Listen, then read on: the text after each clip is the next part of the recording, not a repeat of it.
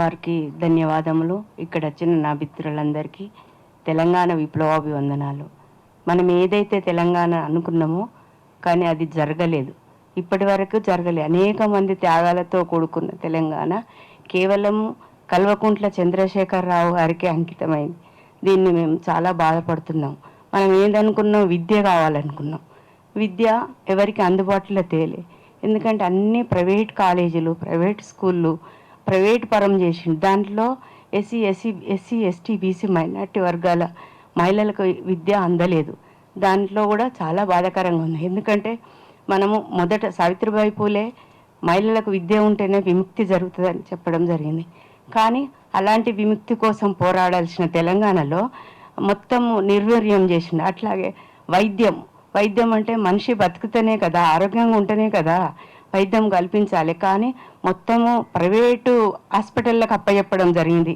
ఒక మహిళ కానీ ఒక పురుషుడు కానీ హాస్పిటల్కి వెళ్ళినప్పుడు అక్కడ ఫస్ట్ అడ్వాన్స్ కట్టమంటాడు. వీళ్ళు కూలినాలి చేసుకుంటేనే 1000, 2000, 5000, 300 నుంచి మొదలైన జీవన వృత్తి అక్కడ 10,000 లక్షల రూపాయలు ఎక్కడి నుంచి కడతాడు. అందుకని దాన్ని కూడా మొత్తం ధ్వంసం చేసింది తెలంగాణ కేసీఆర్ ప్రభుత్వం. మొత్తం ప్రైవేటు పరం అంటే వైద్యం అంటే ఇప్పుడు మహిళలకు అనేక రకాల జబ్బులు వస్తున్నాయి. క్యాన్సర్ కానీ, తర్వాత యూట్రస్ కానీ, తర్వాత అనేక జబ్బులు. అంటే వీళ్ళు అంతకుముందు అంటే వైఎస్ఆర్ ప్రభుత్వము ఒక పథకం తెచ్చింది. కొన్ని జబ్బులకు ఇందులో ప్రైవేట్లో ఫ్రీ అని అన్నారు, కానీ అది కూడా తీసేయడం. తర్వాత కొన్ని బస్సులు కూడా పెట్టింది వైఎస్ఆర్ ప్రభుత్వం. ఏం బస్సులు పెట్టింది? 108. తర్వాత వాళ్ళ పెడితే కనీసం మారుమూలల్లో ఉన్న వాళ్ళకైనా గుండె జబ్బు వచ్చినా, వేరే రోగాలు వచ్చినా అదునికి హాస్పిటల్కి తీసుకుపోవడానికి ఆ అవకాశం కలిగింది. కానీ అది కూడా తీసేది. కేవలము వైద్యంలో నిర్లక్ష్యం చేయడం వల్ల మా మహిళలు అనేక జబ్బులకు గురి అవుతున్నారు.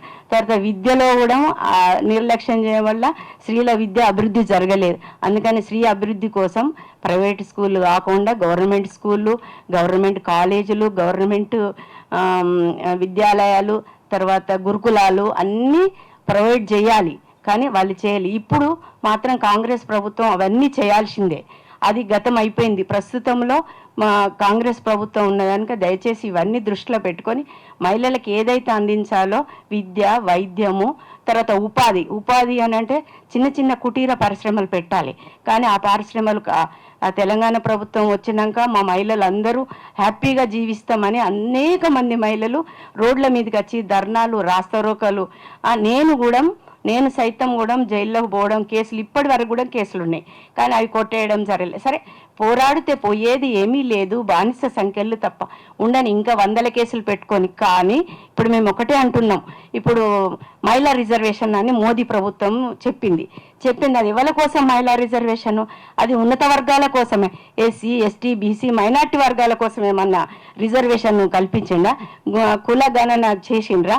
ఇదంతా ఫేక్. తను గెలవడం కోసమే ఇప్పుడు మహిళా రిజర్వేషన్. ఇప్పుడు రామాలయం ఎందుకు తెచ్చిండంటే ఈ భక్తి పరం చేసి హిందుత్వములా మొత్తం ముంచేసి మహిళలను, తర్వాత మహిళలకి ఏముంది, ఎక్కువ చదువు లేదు కనుక వాళ్ళు ఏది చెప్తే అది వింటారు కనుక వాళ్ళు ఆ రామ భజన చేస్తే ఇప్పుడు రాముని పేరు మీద ఓట్లు దన్నుకోవడానికి కోసమే కేవలం మోదీ రామాలయం కట్టడం.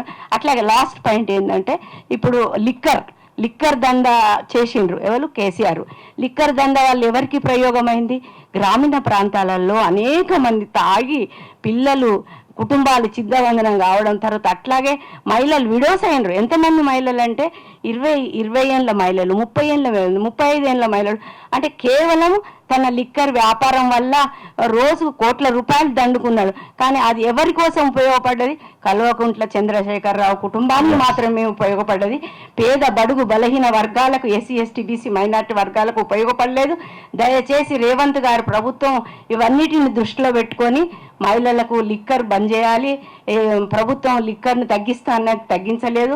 తర్వాత అట్లాగే కొన్ని మంచి పనులు చేస్తున్నారు. కానీ ఇంకా పూర్తిగా వాళ్ళు అనుకున్నట్టు పూర్తిగా నిర్వహిస్తేనే మళ్ళీ ఆశాజనకంగా ఉంటుంది. మహిళలకు మాత్రం అన్ని సౌకర్యాల విద్య, వైద్యం, ఉపాధి కల్పించాలని కోరుకుంటున్నాను. Thank you madam.